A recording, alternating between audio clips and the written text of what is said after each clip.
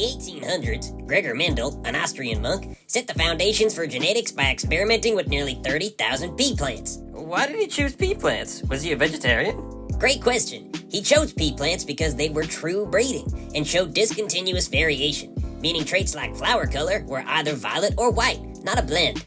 Starting with generation P0, he hybridized two true breed plants with different traits. In every case, the offspring generation F1 all showed one trait, the dominant one, but the non-expressed trait, called recessive, disappeared. Well, that seems simple enough. Not quite. Pea plants are capable of self-pollination. For generation F2, Mendel allowed the F1 generation to self-fertilize. Remarkably, the recessive trait reappeared in a 3-to-1 ratio in the hybrid offspring, generation F2. Wait.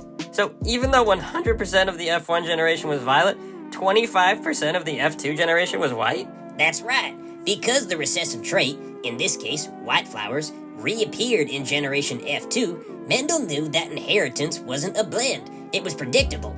He concluded that each plant had two copies of each trait, one from each parent.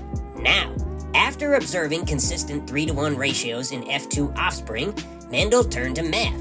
He applied probability laws to genetics. First, the product rule. The chance of two independent events both happening is the product of their individual probabilities. Let's say we roll a 6-sided die and flip a coin at the same time. That's 6 possible outcomes for the die and 2 possible outcomes for the coin. Together, we have 12 possible outcomes.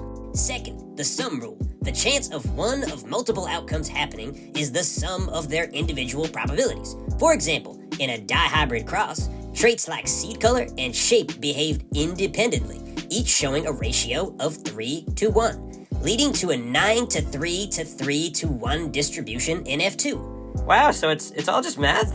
Mendel's work showed that heredity follows patterns, and that offspring's traits could be predicted accurately, even before fertilization. Using large sample sizes and statistics, he laid the groundwork for what we now call classical genetics.